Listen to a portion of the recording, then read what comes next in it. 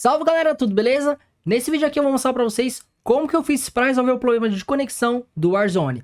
Lembrando que isso vai dar certo tanto para quem usa console e também para quem usa PC. Primeira coisa que eu vou falar para vocês fazer é um teste para ver se o problema seu é igual ao meu. Se for, logo em seguida eu passo para vocês a solução. Esse teste consiste no seguinte: você vai pegar seu celular, rotear a sua internet e testar no jogo. Se funcionar, gente, seu problema é o mesmo que o meu. Caso você esteja usando o PC, você fala: Flávio, meu PC não tem Wi-Fi para eu poder usar a internet. Você consegue rotear a internet do seu celular pelo cabo. É só você conectar o cabo USB no seu computador e lá na mesma parte no seu celular onde roteia a internet e marcar a opção lá ancorar via USB. E aí seu celular vai estar transmitindo a internet dele para o computador. Agora que você fez o teste e viu que seu problema é o mesmo que meu, para resolver é muito fácil. Você vai entrar em contato com a sua operadora de internet, vai falar para ela que você fez o teste com outra internet e o jogo abre normalmente. No meu caso, eu fiz isso pelo WhatsApp. A empresa que me fornece internet, ela também atende pelo WhatsApp. Tô deixando aqui na tela agora para vocês verem a mensagem que eu mandei para eles. Rapidinho ele resolveu o problema. Vou abrir o jogo aqui para mostrar para vocês que tá funcionando. Caso o seu operador de internet tenha uns atendentes que não resolvam o seu problema,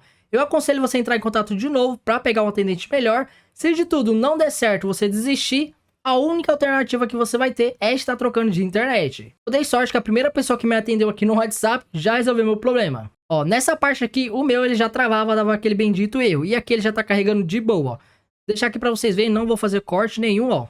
Entrou, tô usando a minha internet. Não tô mais usando a internet do celular. Inclusive, meu celular tá aqui gravando o vídeo. Então é isso, galera. Espero que vocês tenham gostado desse vídeo. Se você gostou, deixa seu like, se inscreva no nosso canal. Valeu, tamo junto, até a próxima.